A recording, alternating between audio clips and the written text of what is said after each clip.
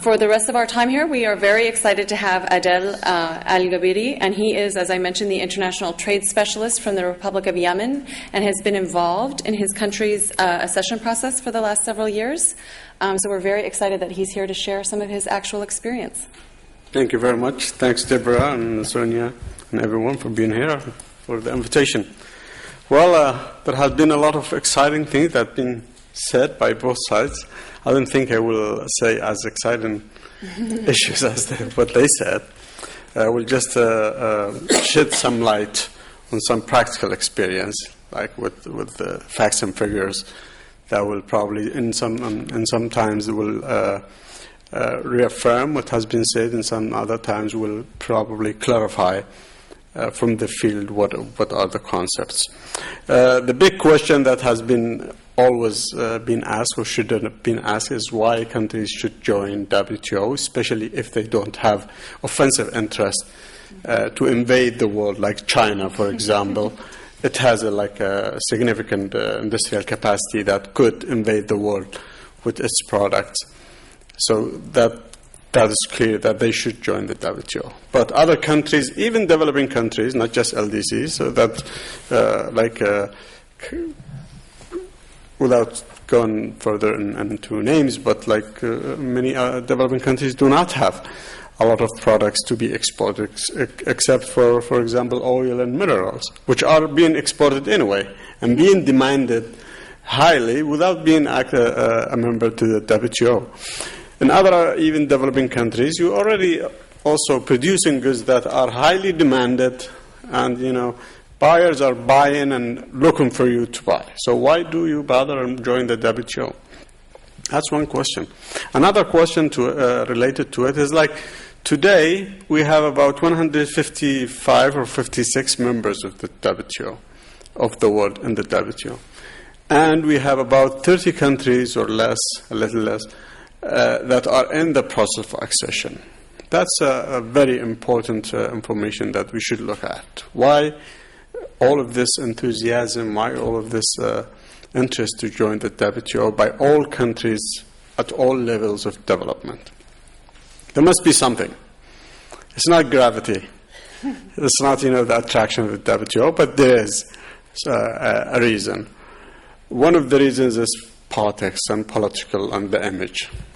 We should know that now, today, more than 95%, if not more, of the world trade is being traded within countries that are members of the WTO, meaning that 95% of the trade is being traded within the WTO framework, the multilateral trading system. So, does that tell you something? Me, as a country outside, should I consider joining or not? I think I should seriously consider. But consider to join, how to join, and how to take the decision, and what is my stake in that. It's not just because everybody is there, you should get there, but I should have a reason. I start from my country. We looked at it from various different angles. Why should we join? Should we join first or not? And we realized that we should, because we should not be out of such a big club, an important club. Why? Because we have been always out of any trade blocks or any free trade agreement that could benefit us. Although we don't have much to export, but at least we, for prestigious, that we are a member of any organization or trade blocks or anything. So should we join? Yes, we should, because the rest of the world is joining, or either joined or joining.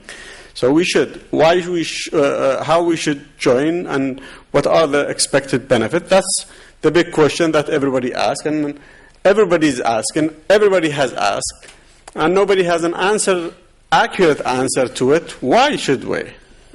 Like many countries. Like Sonia just talked about, very small countries that should not have any interest in the WTO.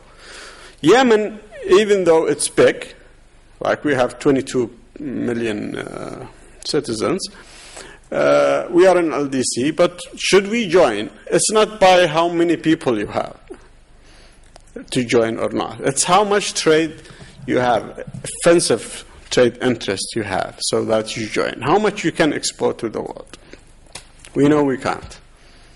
and many LDCs already, without even joining the WTO, can benefit from even much better treatment to export to many countries, including the US, Japan, Australia, Canada, another few ones that apply a system called GSP, General System of Preference, that gives preferences to exports, duty-free and quota-free from LDCs.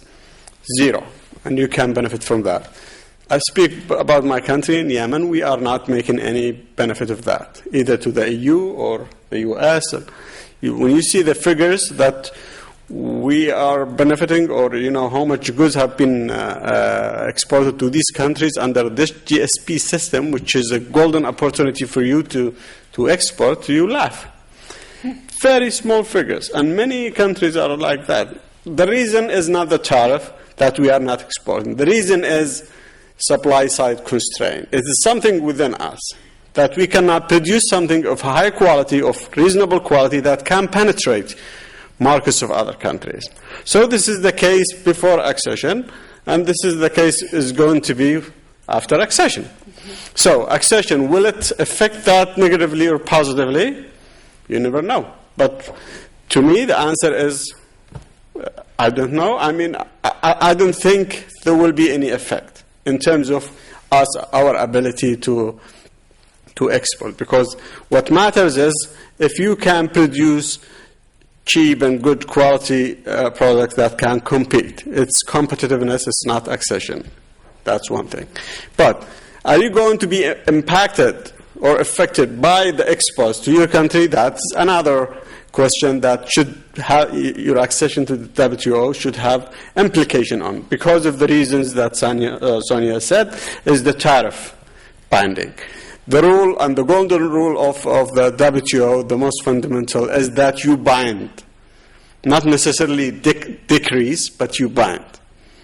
You bind your tariff, and the meaning is, when you are in the process of accession, you need to negotiate with the members who are inside already, any one of them, not all of them, but anyone interested to negotiate with you. And this is, by the way, based on Article 12 of the Marrakesh Agreement that established the WTO and said founding members are members, and countries that are not founders can accede to the WTO in accordance with conditions agreed upon with the members. So it opened the door for members to negotiate with you whatever they deem important to them in their bilateral trade with you.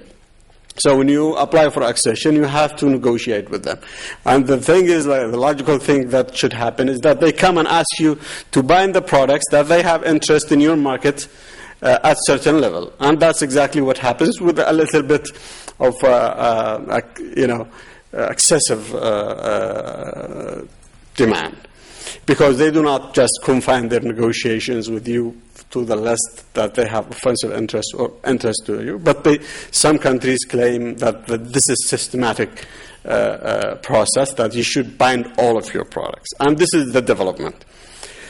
All countries, except probably few, who joined after the establishment of WTO, have bound all of their products, all of their tariff lines. Very few were able to escape that. That's not the problem. The problem is at what level you bind it.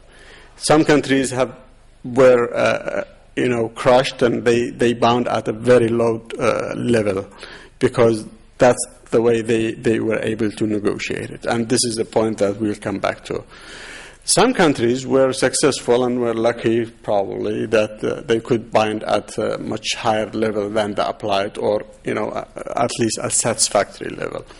Since I'm here to speak about the case of Yemen, we were able to bind at a rate higher than the applied.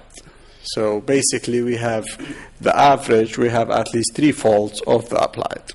The reason is, and this is not just for Yemen, many countries, LDCs, when they started that process of accession to WTO, they had a very low tariff, including Yemen. We were undergoing like a reform program, economic reform program, which were induced that we reduce our tariffs in order to prevent, smuggling and enhance the economic performance of the country and trade and etc. So we reduced it before we start the process of WTO accession. It was very low. Average tariff in Yemen is about 6.9% for all products. And the average tariff we have been able to negotiate with members is about, if I'm not mistaken, something about 15 or 16. So we appreciate that, there was some flexibility given by members. It didn't happen automatically, but we fought for it. It took us like 12 years of negotiations to be able to achieve that. That is what we call this is a margin like for a policy space in the future in case you need to increase. But the thing is, it's not something that you can do just, like that. You have to articulate it. You have to decide what kind of products that you probably will need to increase in the future. And this is very... sometimes it's easy, sometimes it's not very easy. I mean, things could happen in the future that you need to increase the tariffs and other products. But anyway, I mean, you do the best in your speculation and forecast for the future and what kind of products you have competitive advantage in and what kind of things that you will need as imposed to industries, and then you do your calculation, you come up for different levels, and you negotiate with members. You come to a point that, there are products that of core interest to you, but they are to members, and then this is where the difficulty is, and you have to negotiate with them. Of course, to be frank, we are not negotiating in the WTO. Like this process, I call it personally, and others call it adherence more than negotiations. From your side, from our perspective as a country in the process to join, you do not negotiate. The difference between bargaining and negotiation and adherence and negotiations. Bargaining is you ask for something but you don't give anything in return. That's bargaining. Negotiation is you negotiate, you give something and you ask for something. Adherence is you just give. So that's for the LDCs or for countries that are in accession, it is called adherence. Because we just receive requests and we have to give back. The thing is, we try to minimize how much we give back. But you cannot ask. And we have seen cases for countries that have not bound them, their tariffs for products, specific products, or they have made an exception in services for important service sector because they think it's sensitive and it's too dangerous to open it to foreigners, and they come and ask you. And they are a developed country or industrial country, and you are an LDC, and they say, we cannot open it, but you should open it. And you cannot tell them anything. Okay, you did not open it. That's not your business. I mean, you are here. If you want to join, you have to listen. So this is the rules of the game. But the thing is, okay, after all, we have an interest to join this organization. We should do our best to join. It's not all bad. However, you should negotiate. So we come back to the big question that Sonia was asking: why countries vary in their conditions for accession? Various reasons. First of all, capacity. Your size and your economic size and your competitive advantage and your location and all of these things. Sometimes you are bad, unlucky enough to be in an area that is of interest to other countries, big countries. So this is the worst that can happen. Either targeting you or targeting other markets or whatever in the future, or there could be many things that could attract people to you, and you are crushed because of that. Your capacity as a government to negotiate your institutions, this is a very complicated process that needs a lot of work and preparation, and many countries do lack those capacities. One important thing is those countries that are coming and negotiating with you, they have experience of at least 50 years. Since the GATT, they have experience of negotiation of these tariff lines. And you are just learning it a year ago or 2 years ago. And you can imagine. A lot of other variables and factors that can affect the pressure on you from your leadership there is a different perception at different levels of the government. Some governments we have seen in some accession that the president or the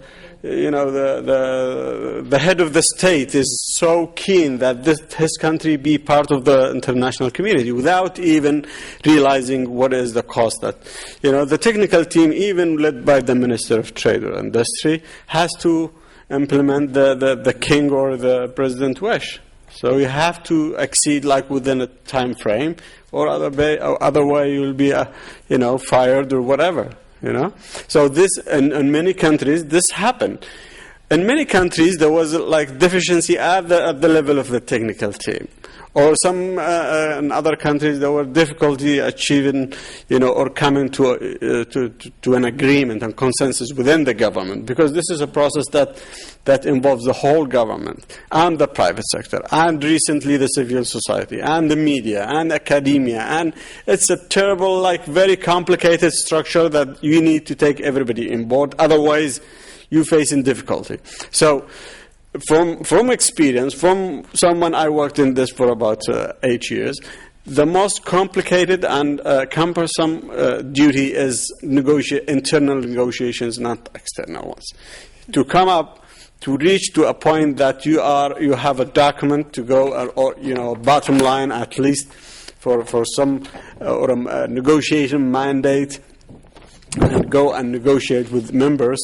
This is a very complicated and terrible job, not just because of the technical issues and the interest, but also because of the perceptions and how people perceive that. The government probably take the decision to join the WTO, but then the parliamentarians are not convinced, and they don't think the private sector does not see that there is an importance. Some private sector, even within the private sector themselves, you will find them some of them are keen to join as soon as possible. Some of them, they don't want you to join. Some of them, they want you to bind your tariffs at zero because they are importers and that's in their interest. Others who are manufacturers, they don't want you to bind it. So you keep you have to please everybody or to come to a consensus. Otherwise, everybody is going to make trouble for you and block you from that. Everybody is going to go to the president. Those who are influential and complain about you. The media will attack you. They will, create a lot of problems for you. So it is a complicated process within. That's what explains. One of the countries that Sonia mentioned, or she was referring to, acceded after some time of complicated negotiations and everything. And when they finished and the package is ready and they were relieved and signed and everything, the whole package was rejected from the parliament. And they had to restart the process again for another few years after, a pause for about 5 years, 6 years until they got. And you never know. It could be that the parliament was right because the package was not right. Today we heard at the investment forum that, one country signed about 30 bilateral investment agreements at the international level, but no one of them was ratified by the parliament. And the reason was that the parliament saw that there is a harm of these agreements. And in countries including my country, we saw that the government signed deals, not necessarily with WTO accession or agreements, but other agreements, and then went to the parliament. The parliament found that it was terribly negotiated, and they rejected it, and they were right. And sometimes they let it go, or they endorsed it, ratified it, and a few years down after that, we realized that was a disaster for the country. So the bottom line is there are so many stakeholders to this process. There are so many factors that influence the outcomes. Your ability to negotiate. That's from your side. But from the other side, countries that are considering themselves the guardian of the WTO or the system, they need to see more liberalization. And this is the spirit of the WTO, is more liberalization. Everybody should be, and more free trade. And they apply that in you. It wasn't, that applied on members. It wasn't like that applied on early countries that acceded. So a year after another, even members of the WTO, they build experience. So the later you are, the higher the price. It's not your size that determines the price, but the time and your ability to negotiate. We have seen developing countries that joined after 95 that paid a much lower price than LDC, least developed countries. Because those, it's not, those countries are big enough, they have influence in other way, and they have influence in other countries. But small countries, sometimes they do not have influence. They have to negotiate it with their skills. And those skills, just take them to that point. That's it. There was no support political support from their governments. And so the variation is due to variation. And that's the thing we say in the WTO, every accession is unique. Never you will find in the 160 countries or 55 countries, and even if the whole world joins, you will never see two schedules of services schedules are similar. You will never see tariffs are the same applied for few countries, many countries, and this is the beauty of the WTO, that it takes into consideration, theoretically, your development and financial needs, which is true. I mean, it leaves it to your skills. I mean, there isn't a prescribed formula that is applied to everybody. This country can afford that. This country can afford that. This is the sectors that you have sensitivity, and if you can negotiate it, why not? So go for it. Yemen's case in particular, we started this process in 2000. We applied, and the big reason that we told ourselves that the reason we accede to the WTO is that we started a very ambitious financial and economic reform program led by the World Bank and the IMF, or advised by the World Bank and IMF. And we needed some reform. However, to what extent, that's another question. So we reduced our tariffs. We liberalized a lot of our services sectors. Even the investment regime is very liberalized, and it's not just open policy, but no-door policy in some areas. And so when we assessed what are the costs that should be paid to join the WTO, we found that we already paid a lot of them. Already paid. So we just need the seal of the WTO to recognize that. And that was true. Like you'll see in the paper I wrote to be published in a book, among other papers, that in services sector, for example, we did not liberalize much than we cannot quantify it, but I know that we did not go beyond what is currently applied. And many countries, by the way, like that. But they opened, or they committed themselves above what is applied, just to leave a policy space. This is a problem because we're just afraid.